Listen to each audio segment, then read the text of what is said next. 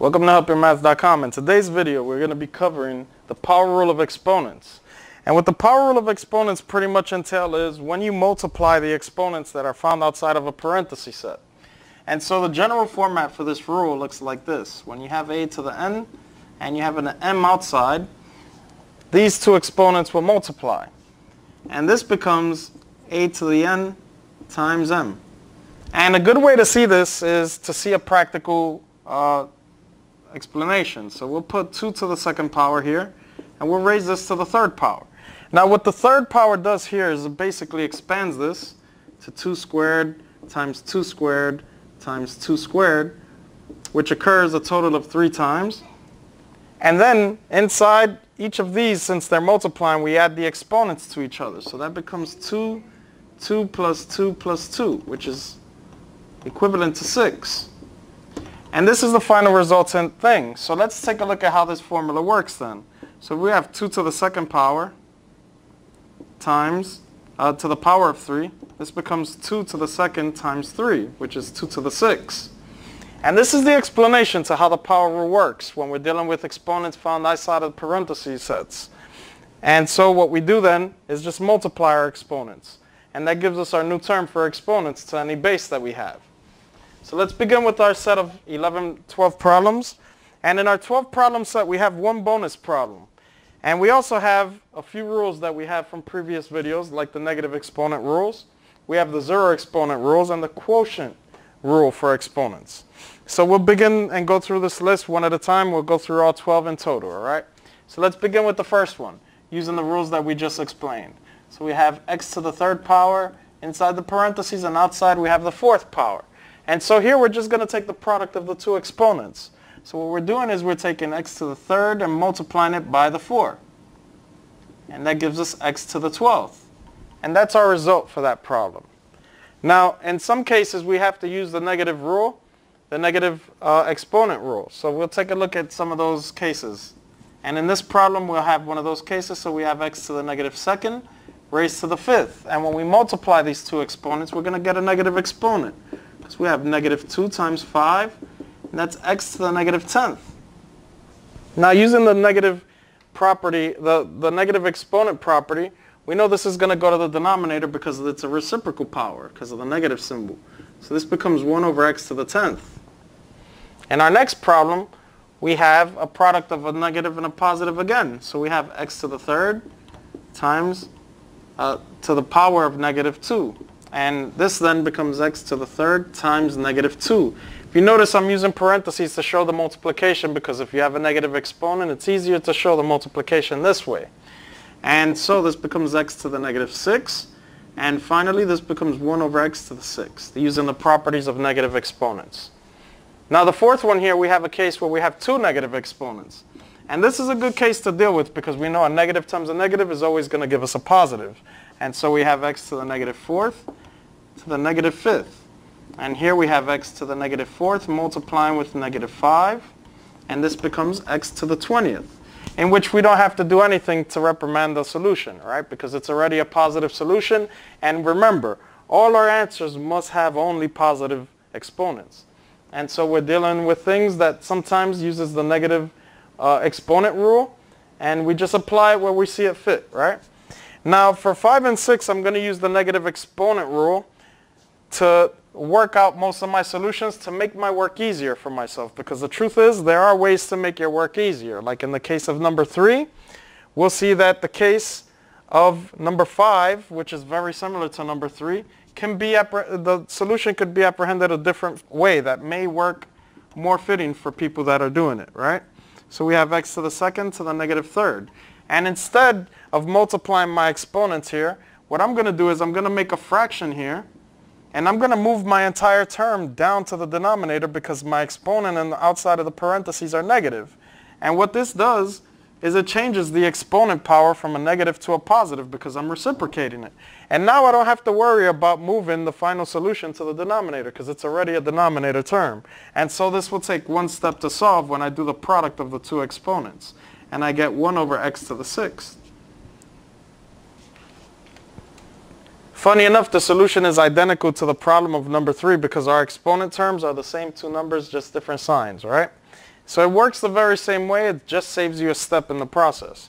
So for number 6, there's also another way to take a denominator term that has this negative exponent outside the parentheses and moving it to the numerator. So we have the same term, x to the second to the negative third. And what happens in this case is instead of staying in the denominator, it's going to go to the numerator. And it's going to change the exponent's power outside to a positive exponent. And finally, we just multiply the exponents out here. We get x to the 6th over 1, and that's just simply x to the 6th. And so this is a very useful technique. Depending on what you're doing or how you want to apply yourself to your problem, sometimes using this kind of step could help save yourself a lot of work. So use it accordingly and make sure that you're paying attention to what you're doing. For the next 2 problems, we're going to have the zero exponent principle kicking in. And so for these 2, we're going to say 2 ways that we can manage with our zero exponent. For the first one here, we have x to the third to the power 0. And we know from our previous video, if you looked at the zero exponent video, that anything raised to the power 0 simply gives us a 1. However, let's work this out a different way to see if we still get the same 1 if using the principles of product, right? So we have x to the third times the 0, and anything multiplying by 0 gives us a 0, and x to the 0 is simply 1. So we see here, if you understand the zero exponent, you don't have to go through the lengthy work. You can just get to your solution of 1 because the exponent is on the outside. However, if you did your long work, you get to the very same solution. And this should help you draw those conclusions more conclusively, right? You should draw your conjectures a lot quicker if you understand what you're doing with the work. For the next one, we also have the zero principle kicking in for exponents. So here we have a 0 inside and a 5 outside. And what happens here is we do the product again, which gives us x to the 0 times 5, which is just x to the 0, which simply is 1. Now, there is a different way we can do this problem for those of you who do know the zero principle and want to take it into effect first because it's within the parentheses following the order of operations, right? So if we have x to the 0 inside parentheses and a 5 outside, we can evaluate the inside and just say this is a 1 and leave the 1 raised to the 5th because 1 to the 5th power still remains to be a 1. And so it's to your liking whether or not you want to follow one way or another because in this case the parentheses or exponents are actually doing the very same thing. But particularly if we're following the order of operations, we may want to stick to this way in many cases, all right? But doing it this way is just as good for any inconveniences you may come across. Let's move on to number 9, which covers a brand new section of what we're doing. Now that we've seen how the negative exponent works, let's take a look at how it affects fractions found within parenthesis sets, because this is a totally different topic. And so when we have fractions inside parenthesis sets, what happens with the negative exponent is that it mainly reciprocates whatever our term is that's being applied to the exponent. So here we have 3y's to the third power divided by 2x's to the second power raised to the negative third power. And technically we're starting inside the parentheses, there's nothing to do, but the exponent is next and we have an exponent outside the parenthesis set. And because we can't move the whole fraction to the denominator, the negative exponent, what it's actually doing to your term is it's reciprocating it. So if you just take the negative exponent, the piece of the exponent that's negative, and take effect of the negative exponent, this negative is going to make the inside flip while this changes to a positive term. The same way the negative exponent leaves when we reciprocate the term itself. It goes to the denominator through reciprocation. Or it goes to the numerator through reciprocation, right? This reciprocates and goes up. In this case, the entire fraction is simply going to flip. And the result is the exponent becomes a positive term.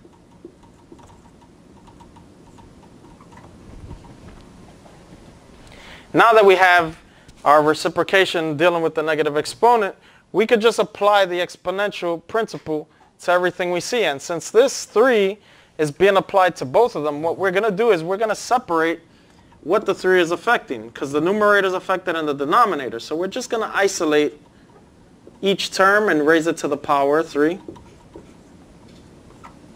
And then we apply the principle of the multiplication of the terms, right? So we raise 2 to the third power and the x to the second raised to the third. So the x to the second multiplies by 3. While the 3 in the bottom is also raised to the third, because this is actually going to distribute to each term when it's found when you have terms inside a parenthesis through multiplication. So we're distributing it to each term that's inside the parenthesis set. So our y to the third power is also going to be multiplied by 3. And our result here, 2 to the third becomes 8. And x to the second times 3 is x to the 6.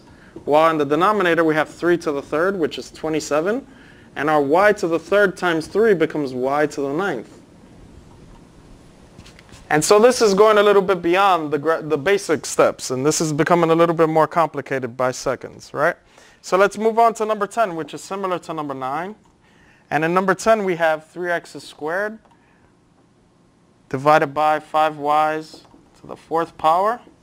And this is all raised to the second exponent. So again, just like we took the step from here to here, we're going to distribute the exponent to the numerator and denominator separately.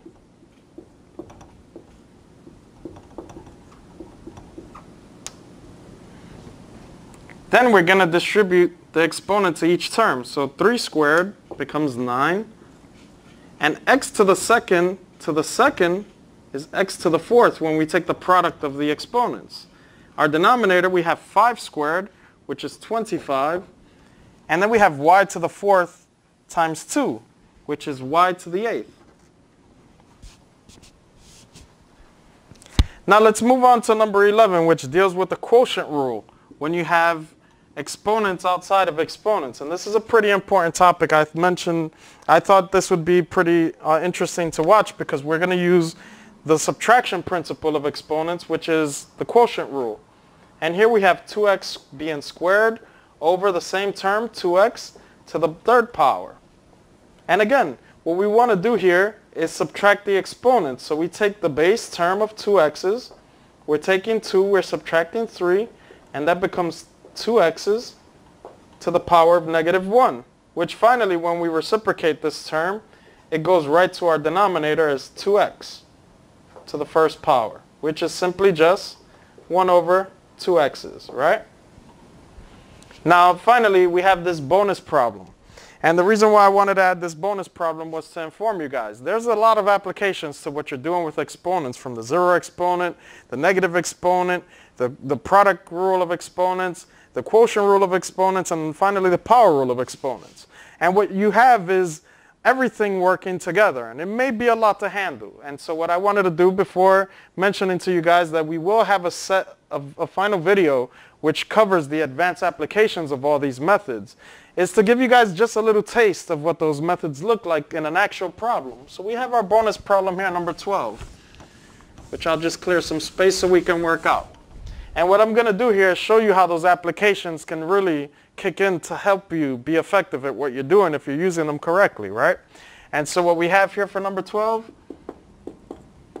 is 2x to the 2nd power to the -2nd over 3y's to the -1st power to the 3rd.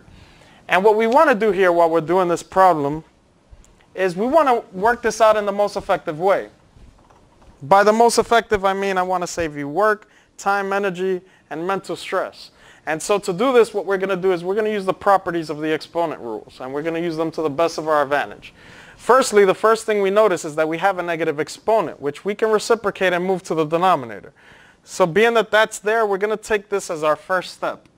And we're going to transpose the 2x squared to the -2nd down to the denominator and replace it with a 1, while everything else stays stationary. And this is going to be multiplying times this term, which is now 2x squared to the +2nd power. Now that we took care of our negative exponent, let's deal with the distribution of the exponential powers by multiplying them in. And in the case we have numbers, we just raise those numbers to the exponential power. So we have 3 to the 3rd power, again, is 27. Let's leave this in the parentheses set after working it out. Y to the -1st power times 3 becomes y to the -3rd. Actually, we won't even need this set of parentheses because we could just leave a multiplication dot here since they are multiplying. And this is going to be multiplying times the result of this parenthesis set. So again, we distribute the 2 in, and 2 to the 2nd power is 4. and x to the second power times 2, because the exponents are multiplying, right? So here we get x to the fourth, which is a positive exponent. Now the only thing here that we have trouble with is the negative exponent, right? Because we know all our solutions have to have positive exponents. And the second thing we notice is that we have to multiply these two numbers together. So we have 27 by 4, which 27 times 4 gives us 108. So our number is 108. The x to the fourth is going to stay in the denominator.